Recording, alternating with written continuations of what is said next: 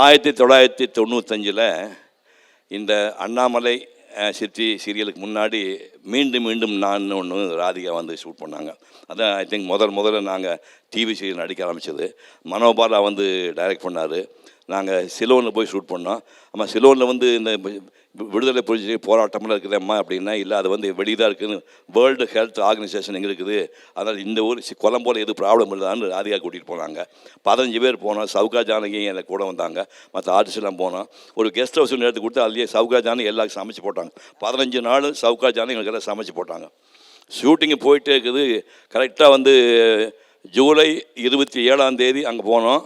August மாதம் 9 shooting முடியுது. 7 பாம்பு வச்சுட்டாங்க.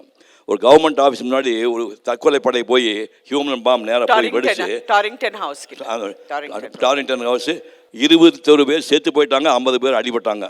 அப்போ தான் உடனே கவர்மெண்ட் ஆர்டர் போடுச்சு, வெளிநாட்டிலேருந்து வர எவனுமே டாய்லெட் போனால் கூட பாக்கெட்டில் பாஸ்போர்ட் வச்சுக்க மாட்டாங்க. எல்லா ஃப்ளைட் கேன்சல் பண்ணியாச்சு. எந்த ஃப்ளைட் கேன்சல் இல்லை. கடைசியாக தொலைஞ்சு போகுது. கடைசி நாள் முந்தின நாள் வந்து ஒரு ஃப்ளைட் அலோவ் பண்ணுறான். ஒரு ஃப்ளைட் 2 பேர் தான் போகலான்னு சொல்லும்போது 15 பேர் இருக்குது. ராதிகா தான் முதல்ல, சூர்யா, சிவகுமாரும் அந்த அம்மா போன சொல்லிட்டு என்னையும் சவுக்காரையும் முதல்ல ஃப்ளைட்டில் ஏற்றி விட்டாங்க. மறக்கவே முடியாத விஷயம். 1995 ஜூலை மாதம் 27 to 9 மீண்டும் நான் செஞ்சது. அதில் பாப்பா தான் கூட வந்து நிர்வாகம் பண்ணுது.